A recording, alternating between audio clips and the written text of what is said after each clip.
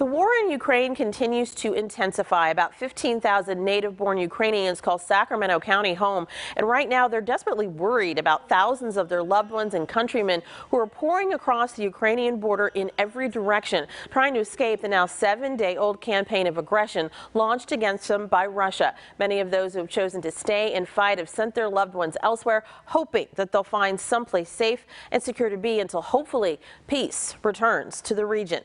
Enter Airbnb. Liz DeBold-Fusco, who works with public policy over at Airbnb, joining me now live to explain how the network is again stepping up in the face of crisis. Good morning to you. Good morning. Thanks for having me. Definitely. So I mentioned that Russia is about 7 days into this invasion of Ukraine, a sovereign nation, and almost right away, once this whole thing started, Airbnb's co-founders reached out to the leaders of Poland, Germany, Hungary, Romania, and Liz, what was their message to them? Yeah, our message was really simple, that Airbnb.org is ready to offer free short-term housing to 100,000 Ukrainian refugees. Actually, to date, we initially reached out to Poland, Germany, Hungary, and Romania, but to date, we've actually reached out to a total of 14 countries that are actively working to resettle refugees fleeing Ukraine right now. And, with that offer to let them know, Airbnb.org has nearly a decade of experience in providing housing to those in times of crisis. We just provided housing to 20,000 Afghan refugees over the past 6 months, and we feel that we have a responsibility to step up, and we're ready to do so. Has Airbnb always had a large host presence in Eastern Europe, or are you recruiting willing hosts just for this purpose, again offering free short-term housing to up to 100,000 refugees fleeing Ukraine? Yeah, so we actually, in the European Union, we have 1.34 million hosts, actually one of our largest in the world. But certainly we do need more people to step up and offer their homes in the countries surrounding Ukraine across Europe. Actually, anybody who knows anyone in the region who is interested in maybe sharing some available space can go to Airbnb.org to sign up. And what's, I think, great about that program, what many people don't know about Airbnb.org, is you don't have to be an Airbnb host to participate. Really, anyone can participate. Really, all you need to do is have some space to share. You can go to Airbnb.org and sign up. And, even if you're here in the States, and, right now we're seeing that the need for housing is primarily in Europe, but could eventually be in the States, you can still go to sign up to become an Airbnb.org host, or you can go to Airbnb.org to donate and support the initiative as well. Now, this effort sounds very similar to what the network did, as you just mentioned, with the thousands of Afghan refugees in need of safe haven after America's chaotic withdrawal from that country. Some of them found housing right here in the Sacramento region. Airbnb, as you just mentioned, also actually helped 21,300 Afghan refugees and now has a new goal, 20,000 more?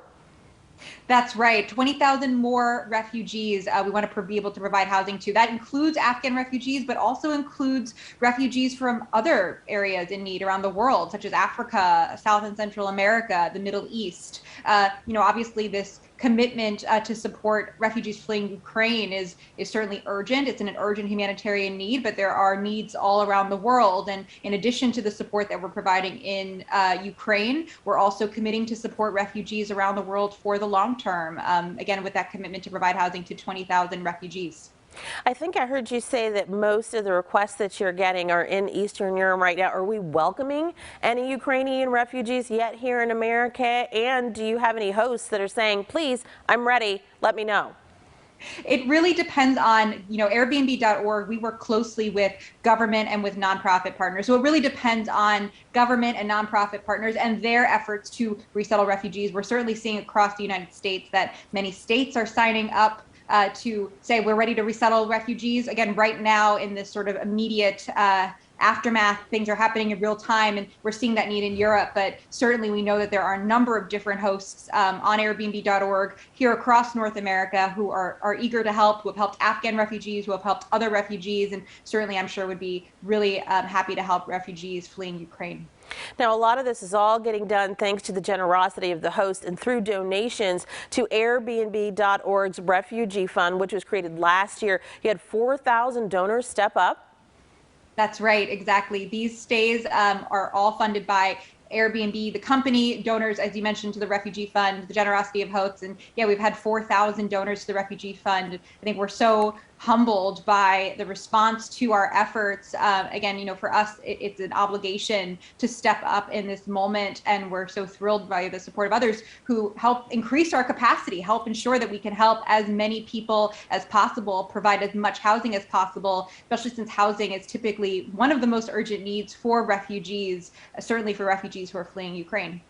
And it's also nice because Airbnb, because of people traveling before the pandemic and getting back out there during the pandemic, Airbnb is something they're very familiar with. They understand how it works and they know what a resource it's been in their own lives. So they definitely can see the link to how it could help these families right now. Thank you so much for sharing with us this morning about this effort. Thank you.